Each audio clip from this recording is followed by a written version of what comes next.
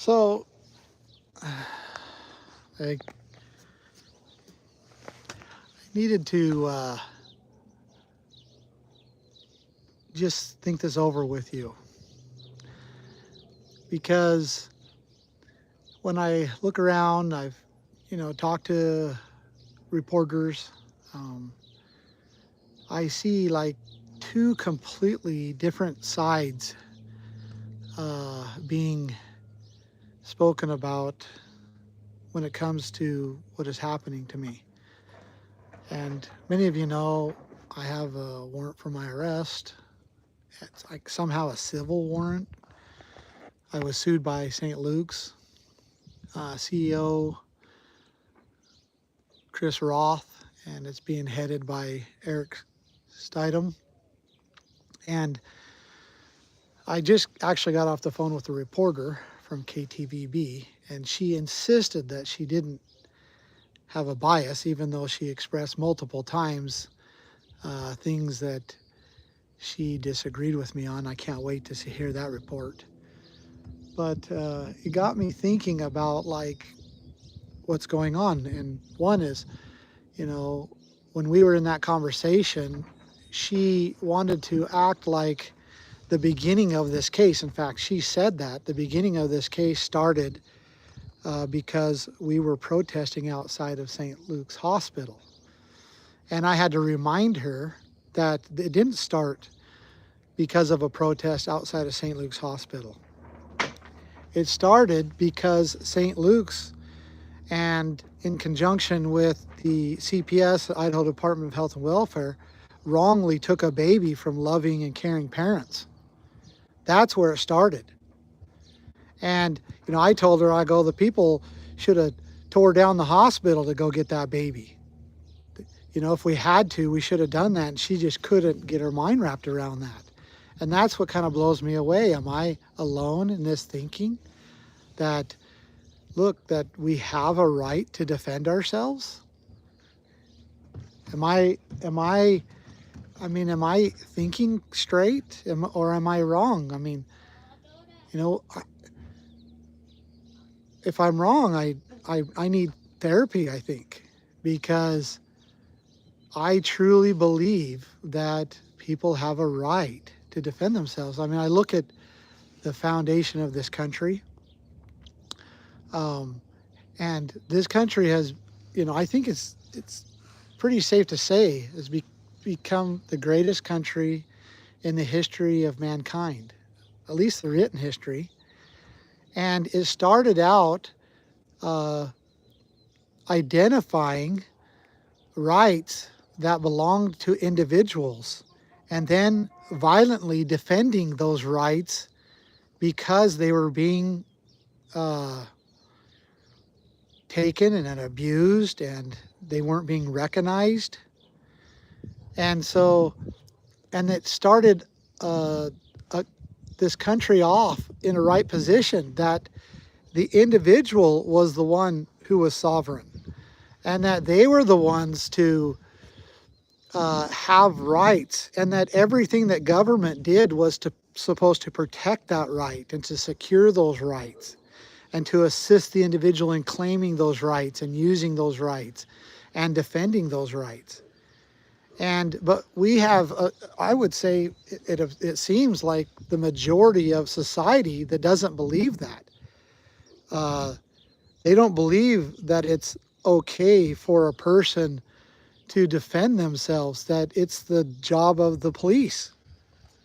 And, I do agree that it is the jobs of the police, but history has always proven and always, goes down the path where the police become the ones who take the rights, because they do the bidding of those who get in control and in power in government, and then they just order them to do that, and they change and manipulate the laws to where the rights of the people mean nothing in society anymore.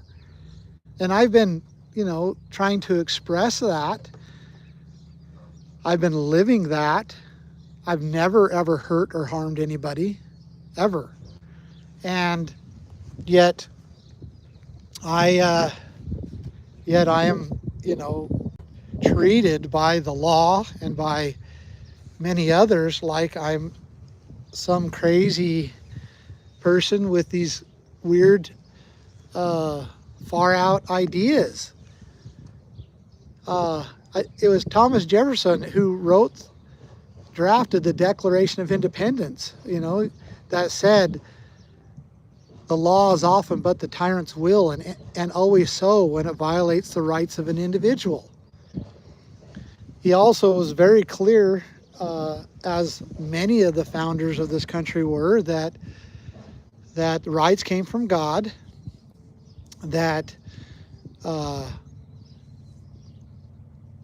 they should be secured, and that it was the duty of government to secure them, and even to the point that if government fails to secure them or begins to threaten them, that it was the right of the people to throw off that government and to establish new guards.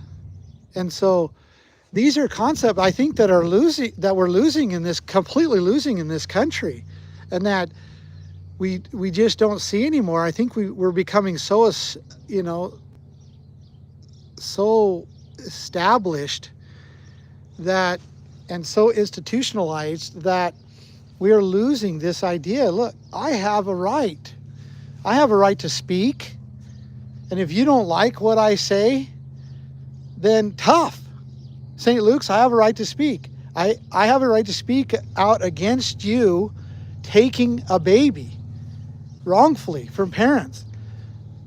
Idaho Department of Health and Welfare, CPS, I have a right to say you guys are out of control. You're not following the law of Idaho, and you're completely out of control. And when I say those things, when I say I don't like St. Luke's because they participate in taking babies, because they initiated this entire thing, then what do? They spend hundreds of thousands of dollars, millions of dollars, in trying to destroy my life in the courts. And then, just so that I'm clear, by not participating, I'm being very strategic in mitigating this lawsuit. And if Judge Lynn Norton would have followed the law and done what she's required to do, the case would have been over a long time for me, and St. Luke's would have not had opportunity to take the case from $300,000 in punitive damages to $7.5 million and rack up a legal bill of who knows, probably well over $500,000 at least, and then also convince the judge to arrest me on a civil case. But she didn't follow the law, and she allowed all this to happen, and I intentionally, strategically was mitigating this case by not participating, because she had a duty to enter default judgment if I don't participate and if I don't defend myself. But she didn't. She failed to do that, allowing St. Luke's to, now make this to where they'll take everything from me. But that's the judge. That's Judge Lynn Norton that did that. And St. Luke's was happy to go along with it. As soon as it was obvious that I was not going to participate in the case, she had a duty under Rule 55 of the Civil Rules of Procedure from the Idaho Supreme Court to enter default and then to immediately go into default judgment. But she did not do that. Because why? Because this was never about just winning the case. This was about destroying me, destroying Diego, because we spoke out against St. Luke's, because of their wickedness, because they keep doing this over and over. They know that they have the state behind them, so their doctors will just threaten a parent. If you don't do it my way, then I'm going to call CPS. It doesn't matter if you're good parents. It doesn't matter if there's no there's no evidence of abuse or neglect. It doesn't matter. None of that matters. What matters is if you don't do what we say, we're going to call CPS. And that is why I don't trust and like St. Luke's, because it is wicked that they think and somehow that they have the right and the power to take children away from parents when there is no neglect or abuse. When a parent is just trying to struggle through some medical issues that their child is happening, and they go to a doctor for help, and they don't agree with the doctor's medical procedures, or they can't make the appointments or whatever, and the doctor just calls CPS, and then people like Meridian Police Department come and literally forcefully strip the child away from the mother's hands, and then arrest them and charge the mother with obstruction of justice? You call that just? You call that what the government is supposed to be doing? No way. I'll never accept that. Never accept that. Never.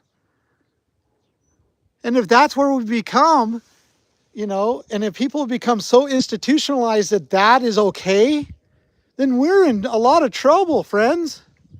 We're in a huge, huge mess, because that is not okay. We have a law.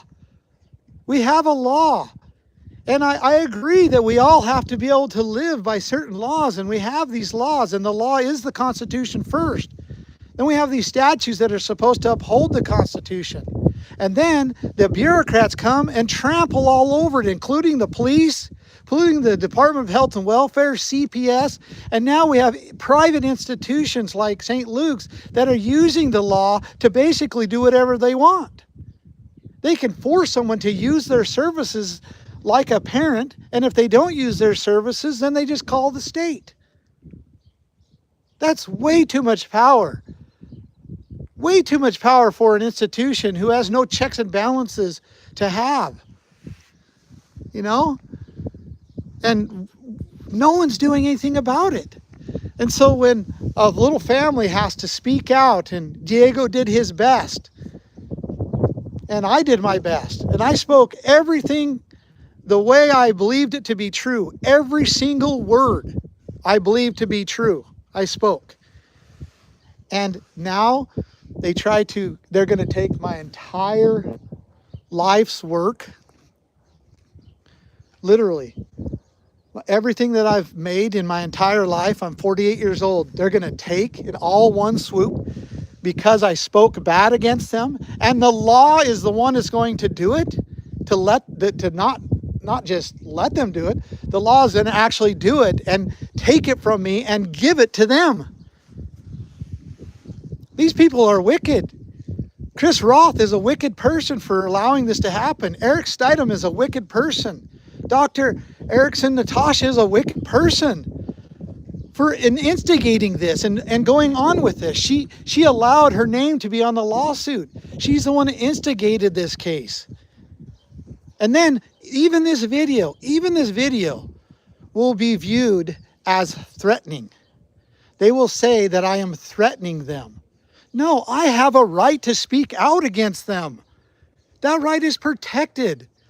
But those protections are gone practically because huge institutions with hundreds of millions of dollars can use the court system to crush anybody who speaks out against them, and there's nothing that those people can do, nothing that they can do.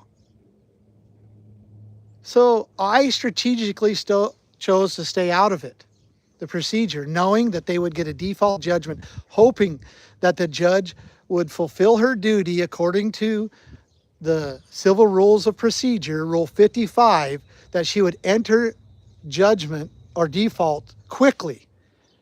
But she refused to, which has cost me now, it's going to cost me millions and millions of dollars because she refused to do that, because this wasn't about,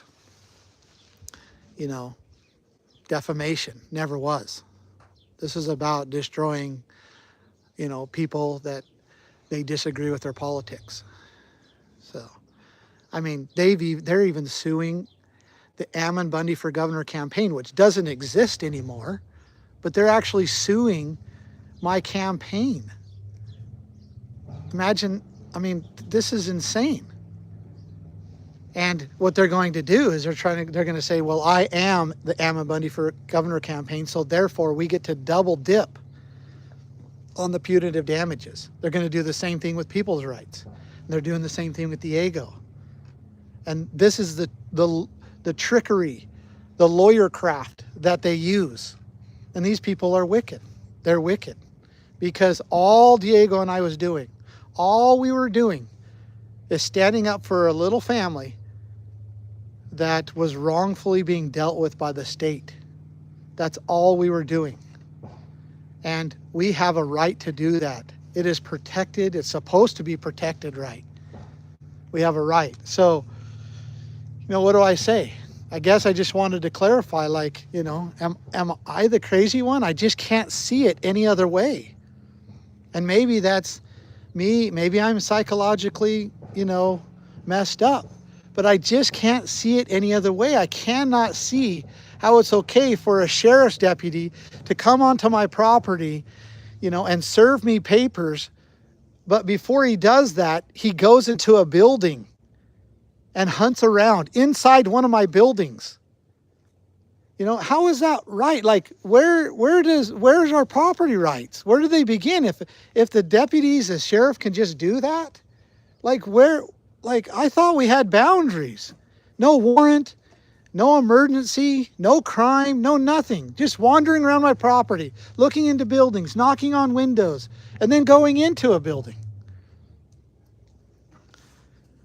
And I mean, I thought that property meant something to somebody. Am I just crazy? Like, am I crazy? Or am I not thinking right? I just can't see it any other way. I believe that we have a right to live. We have a right to live in freedom.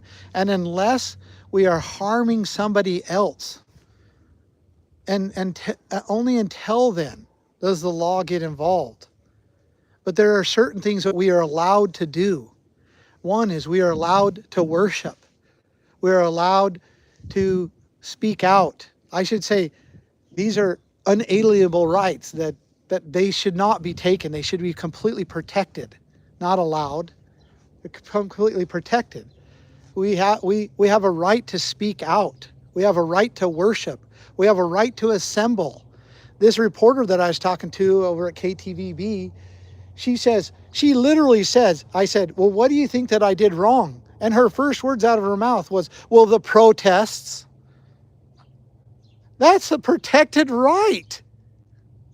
Under the U.S. Constitution, it's called the right to assemble and to grieve your governments for redress. But in her mind, it was completely like foreign. And that's scary. She's writing, she's writing the reports over there. She's writing the articles. And that's what's being pushed out to the public. And, maybe that's why we're so dumbed down and these concepts are not being understood by the next generation. So anyway, I do have a warrant out for my arrest. At this point, I have no intention on turning myself in. I have told St. Luke's CEO Chris Roth and Eric Steidem that whatever they ask for that I own, I'll give it to them. I just want peace. But the trade-off for me just giving everything I own, the trade-off is peace. Like, they don't get to just take whatever I own and then not give me peace. I mean, my family and I, my wife and I, and we've talked about this. The things I own, the things we own are not worth what's been happening to us. The harassment that we've received for the last year. And now the threats of arrest, and now actual arrest warrant. They're not worth it. If that's what they're saying they want in the lawsuit, we'll just give it to them. The Lord tells us to do that. And so I'm just going to give it to them. But the trade-off is peace. Like, I get to be free after that. I get to live free. And that's the trade-off. Otherwise, I have to defend it. And I don't want to have to do that. I don't want to have to defend, my right to not be harassed on my own property. I don't want to have to defend my right to be free and my right to speak and my right. I don't want to have to defend that.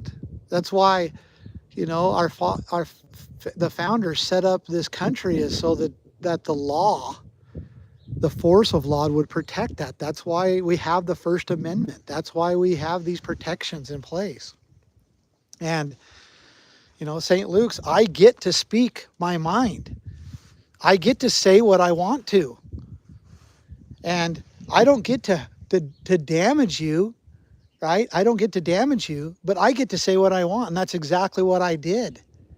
But you're using the courts to basically just destroy me because I spoke out bad against you. And you're lying. You're flat out lying, Chris Roth and Eric Steidham.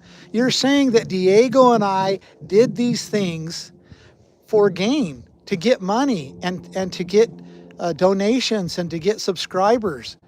That's just such a bunch of garbage. It's a flat out lie, and you know it. There was only one thing that we were after. One thing. And that is to get that little baby back to his mother. By the way, he was nursing, and you had to stick feeding tubes and IVs and everything else into him just to get him nourished, because you took him away from a nursing mother, and the only thing that he would keep down was his mother's milk, which was sufficient for him. I mean, this is the craziness. And so, anyway, that's where I'm at, and that's where I'll be. I'm not changing that. And I do believe that you only have a right to use force in defense. I do not believe that anybody, not even the police, nobody has a right to use force except in defense. So how does that look? Well, when the police are out and about, they have no right to use force unless it's in the defense of somebody's rights or their own. And if we would live on those principles, we would not have the trouble we have. The police wouldn't become basically the enforcement arm of bureaucrats and elitists. But that's what they've become, because we don't live by the same, principles that this country was founded on. Our law enforcement doesn't abide by those principles anymore. Our agencies and governments don't. Our officials don't. And it's almost being lost, which is what concerns me. It's almost completely a foreign thing. And that's what concerns me. So anyway, thank you for listening to me. And I hope I'm not the crazy one. I mean, I do. I hope that I'm not the crazy one. If I am, I'm going to need some serious, psychological help, because I cannot see it any other way. Thank you.